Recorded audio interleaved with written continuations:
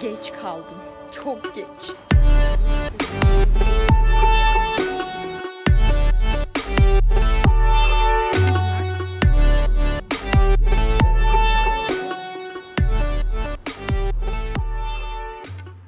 Evet, bugün size üniversiteyi gezdireceğim. Her zamanki gibi gelmiyor gönlümün efendisi. Bekliyorum.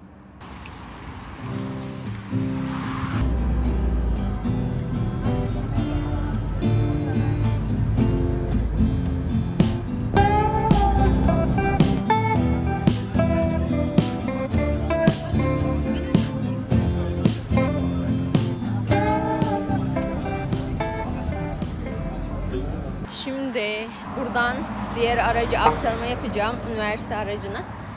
Toplam 2 otobüse üniversiteye gidiyorum. Yani üniversite evimden arabayla 8 dakika. Ama ben üniversiteye yaklaşık yarım saat 45 dakikada gidiyorum.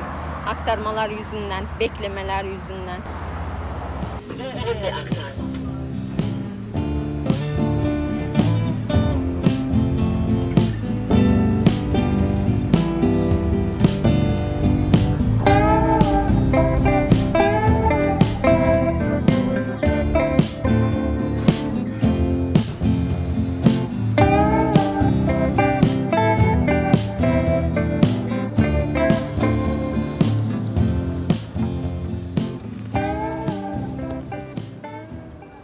Geç kalmayayım diye yarım saat öncesinden çıkmama rağmen geç kaldım.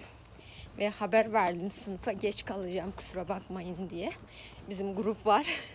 Oraya söyledim, orada hoca da var. Tamam sıkıntı yok bekleriz dedi hoca. Evet, yüksek lisans böyle işte anlayış gösteriyorlar ama lisansta öyle bir şey yok. Şimdi koştura koştura gidiyorum ve sunumumu yapacağım. Sunum sırası bende bugün. Evet, stres yapmamam lazım yoksa anlatamam. Evet, benim fakültem. Evet, B blokta. Çok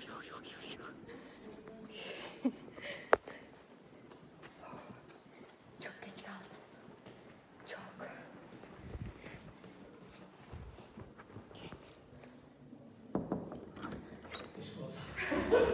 Var mı böyle bir şey? Söz konusu Değil. Bu işi istemeden zorla yapmanın da bir anlamı yok. Çünkü herkesin bir tane hayatı var. Üniversiteler ve bunlara bağlı birimler devletin gözetimi ve denetimi altında olup güvenlik hizmetleri devletçe sağlanır. Ders bitti ve beklediğimden daha güzel oldu. Öğretmenim sevdi, çok şükür. Benim sunumum anayasayla ilgiliydi. Türkiye Anayasası hakkında pek bir fikrim yoktu. Eskiden böyle formasyon dersinde görmüştük sadece de onun dışında hiç ilgim alakam yoktu.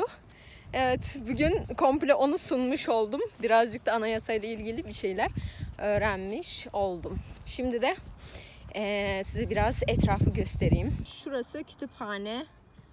Burası rektörlük binası. Şöyle burası bahçe. Burayı ben çok seviyorum. Şurada öğrenciler böyle toplanıyorlar, geziyorlar. Şurası nerede? Evet, burası eğitim fakültesi. Burası kafelerin olduğu yer. İçeride A101 de var. Saat 5'te bir tane dersim var. Şu an saat 3. 2 saat vaktim var ve kütüphaneye geliyorum. Bir şeyler, bir ödevim vardı. Onu halletmeye çalışacağım. Ondan sonra bakayım açım ya. Sabahtan beri hiçbir şey yemedim. Bir de geç kalktım. Evet, dün geç uyudum o yüzden geç kalktım. Bence kantine gidip bir şeyler atıştırayım. Şu çiçeklere bakar mısınız? Burada en sevdiğim şeylerin biri bunlar. Burası kütüphane. Normalde kütüphanenin kendisi 5'e kadar açık. Bu tarafta da çalışma salonları var şöyle. Bunlar gece saat 10'a kadar açık. O yüzden buralara gelip çalışıyorum ben genelde.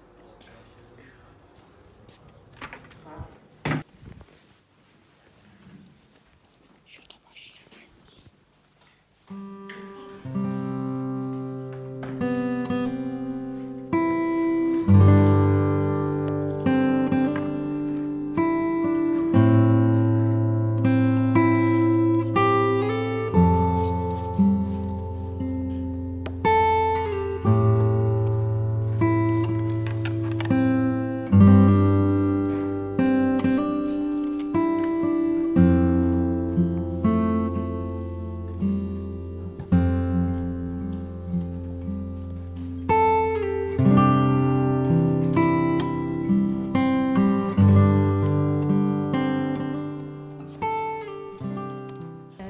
acıktım. Sabahtan beri bir şey yemedim. Bir saat sonra yemekhane açılıyor ama ben dayanamıyorum. O yüzden kantine girip şimdilik idareten bir şeyleri atıştıracağım. Ondan sonra derse girip dersten sonra da yemekhaneye gideceğim. Orayı da göstereceğim. Evet, 19.30. Karttan çeker misiniz? Bir tane şundan da alalım. 20 lira çeksen. Tamam.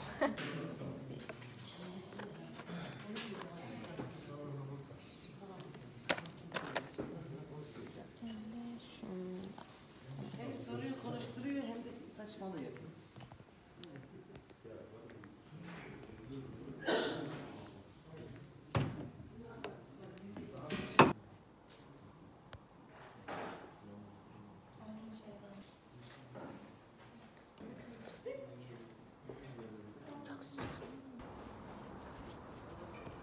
Ne güzel yatıyor be.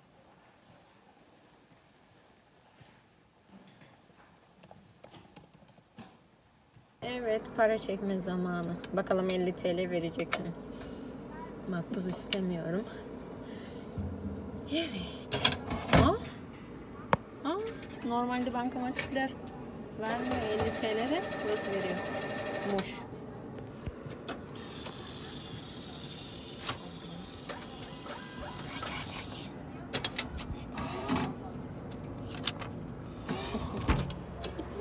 Şunlara bakın. Ne yapıyorlar acaba burada? Hiçbir şey de yok. Allah Allah, niye toplanmışlar? Niye toplandınız burada? Üniversite hayatım boyunca hiç yapmadığım şey. Basket en son lisede. Evet, basket mi onun adı? Voleybol mu? İsmini de bilmiyorum yani. Tüh benim genel kültürüme. İkinci dersime doğru gidiyorum.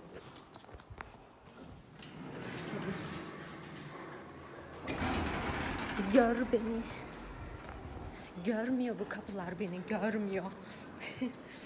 Ne yani, boyun kısa demeye mi çalışıyorsunuz? Neyse. Biliyorum zaten boyumun kısa olduğunu. Şimdi size şöyle bir şey göstereceğim. Burada da bir tane daha. Böyle tablolar var. Çoğu yerde. Evet. Oy.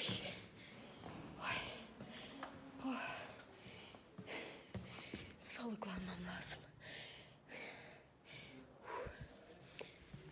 Gideyim derse.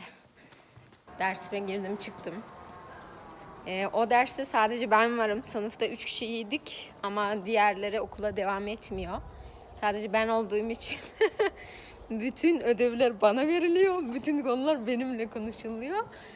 Güzel ders, evet, zevkli bir ders. Şimdi o dersten çıktım. Hocamla bayağı konuştuk, tartıştık. Böyle okul yapılarıyla ilgili. Neyse, bayağı bir bilimsel konu. Burada pek fazla içeriğine girmeyeyim ama güzel geçti ders. Zevkliydi benim için. Şimdi şuralarını da göstereyim şöyle. Tıp fakültesi. Burası diş hekimliği. Şurası da konferans salonu. Şimdi gidiyorum yemekhaneye. Şöyle göstereyim. Şurada ama o kadar da yakın değil yani. Şöyle yürüyüp gideceksiniz. Bu üniversitede tek sevmediğim şey var. O da şu yemekhanenin uzaklığı. Yani üniversitenin en köşesinde, otobüs durağı da yok yanında. Yürüyerek gitmek zorundasın. Git dön, bir de yemek ye. Yani 45 dakikan gidiyor yaklaşık. Menüde ne var acaba? Sıkıntı yok, zaten her şeyi yiyorum. Yemek yapamadığım için ne varsa okey benim için. Yani evet. Şimdi şurası İslami Bilimler Fakültesiymiş. Şurada da bir şeyler var ama ne var bilmiyorum. Gerçekten ben üniversite turu hiç yapmamışım. Yani yaklaşık 1,5 senedir burada öğrenciyim ama hiç üniversite turu yapmadım. Orada ne? Şurası da Mühendislik Fakültesi. Burası da yemekhane. Bu yine beni görmüyor. Sonunda. Teşekkür ederim.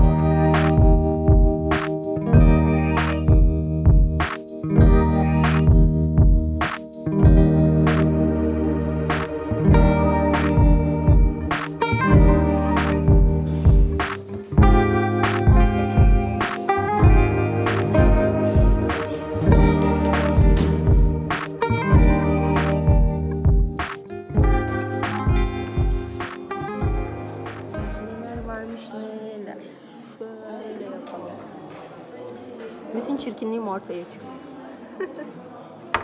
Domates çorbası sanırım. Aynen. Erişte pilav. Bunun ismi ne? Köfte. Sulu köfte miydi? Aynen. Bu da hoşaf. Ya biliyormuşum hepsinin ismini. Şimdi de kütüphaneye gideceğim. Orada bilgisayarımı bıraktım. Üniversitedeki sevdiğim şeylerden birisi daha böyle kütüphanede eşyalarımı bırakabilmem. Yani orada bırakıyorum, saatlerce duruyor. Taşımak zorunda değilim. Yaklaşık 2 haftadır sürekli okuyorum. Hiç ara vermeden sürekli ders çalışıyorum, sınavlarıma çalışıyorum. Beynim tamamen error veriyor. Çok iyiyim. Sınavlarım bitti. Bugünkü derslerim bitti. Sunumumu yaptım. Ödevimi yaptım. Şu an benden mutlusu yok. Çok iyiyim. Çok şükür. Eve gidip film izlemek istiyorum. Eve dönüyorum.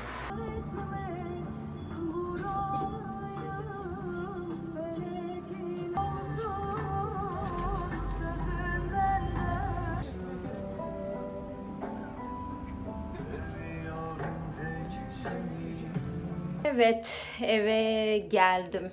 Bu videom bu kadardı. İzlediğiniz için çok çok teşekkür ederim. Bir sonraki videolarda görüşmek üzere. Hoşça kalın.